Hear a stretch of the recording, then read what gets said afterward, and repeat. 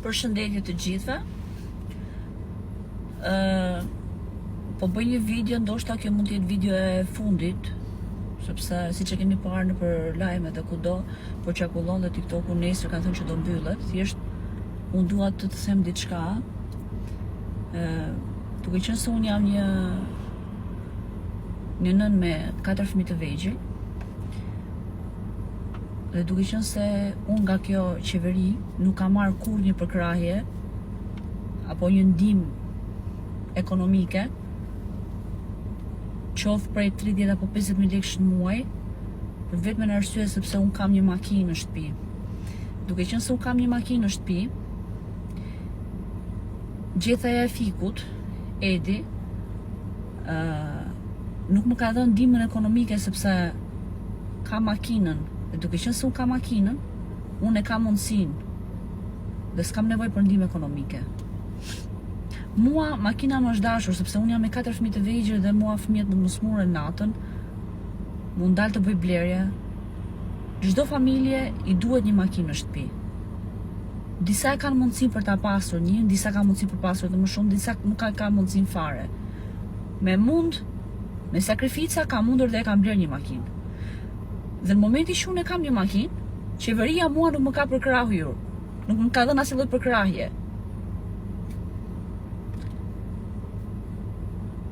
Nga problemet e shumta që ne kena pasur, nga pamundësia që ne kena pasur, u hap TikToku.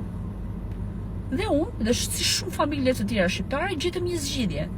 Dhe u futëm TikTokut. Pra unë jam një TikTokerse. Hapa TikTokun.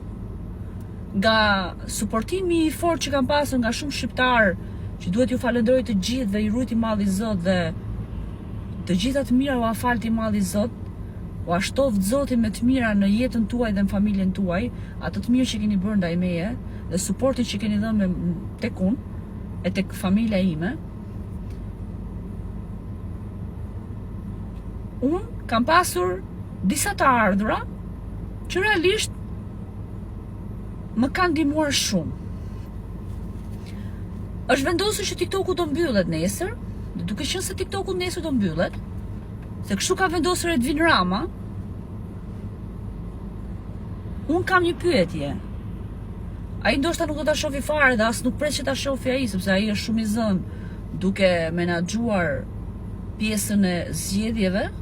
Sepse që ta dini ju që po mbyllet TikToku, nuk po mbyllet sepse Edi Rama po i vjen keq se çfarë po ndodh me një familje shqiptare kush po vritet qysh tek si intereson fare, ka interesat e veta dhe prandaj po mbyll TikTokun.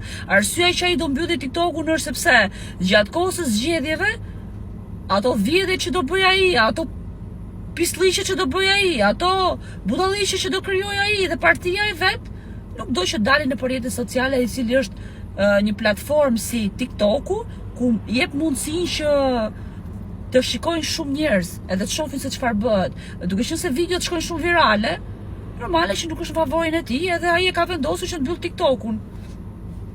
Më falni. Por do jetë në Instagram, do jetë në Facebook, nuk mund t'ja mbylli dot syrin, gojën, veshët shqiptarëve Edi Rama. Ai palaço. Nuk mund t'ja mbylli dot shikimin shqiptarëve, familjeve të cilat vuajnë sot për bukën e gojës dhe ai asnjë i shikon me sy, sepse ka interesat e veta dhe shikon punët e veta, terezit e veta dhe shef sa më shumë me vjedhur për veten e vet. Ai edhe ata që drejtohen nga ai. Unë nuk e di, por jam shumë e bindur që shumë mallkime nga shumë familje shqiptare një ditë do ta zëjnë. Do ta zëjnë për vetëm në arsye sepse ka rënduar shumë thellë në shpirtrat e shumë shqiptarëve, jo për mbylljen e TikTokut, duhet ta theksoj, por sepse shumë familje shqiptare po vuajnë për bukën e gojës dhe ky nuk rit shikoj këto, por rit merret me pisliqe duke shtuar sa më shumë lekët në xhepin e vet dhe në interesat e veta. Ky edhe shumë tjerë si puna e këtij. Nuk e di, por me qenë se TikToku do mbyllet, normal që do ngelin pa lekë në xhep. Por mos e vrit menjen Edi Rama. Ne do ta kemi mundësinë të ta blejmë dhe ty një sapun. Të shkosh bashkë me Lalierin. Atje të dy çopa. Do të vi dita edhe ty. Kime majt men. Jam shumë e bindur që me gjithë to pisliqe që ti ke bërë gjatë gjithë këtyre viteve, një ditë do të përfundosh me sapunin dorë. Jam shumë e bindur. Jam shumë e bindur për të.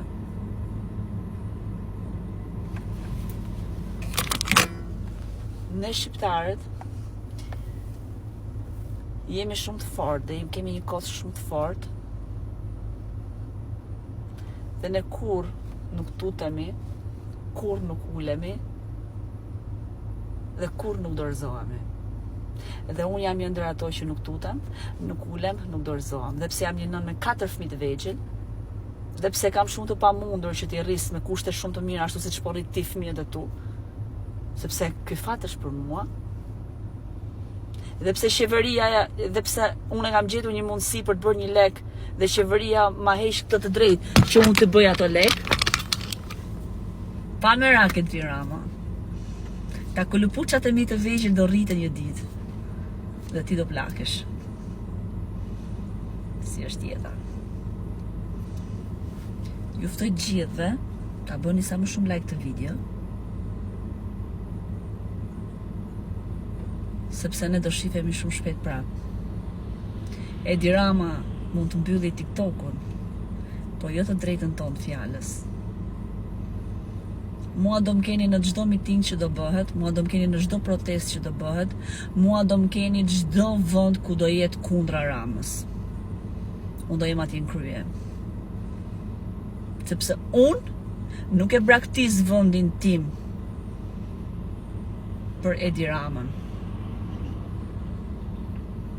Unë do luftoj për vendin tim bashkë me këta kalapuçat e mi. Dhe për t'i thënë Edi Ramës, qafën thefsh ti se si e për të drejtuar këtë vend.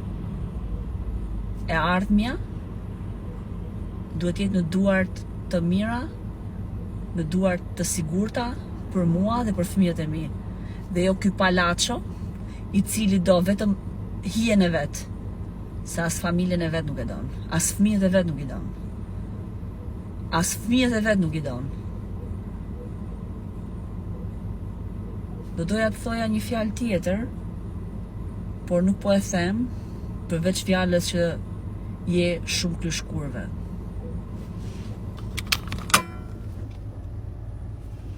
Yje, ju rujti malli Zot krejtve ju dhe familjen tuaj dhe shumë faleminderit që keni qenë çdo ditë me mua. Jeni më të mirët. Shifemi shumë shpejt. TikToku nuk ka për të mbyllur për një vit.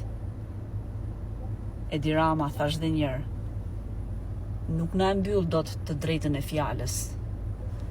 Ti palaço ke lindur, palaço je dhe palaço do vdesësh.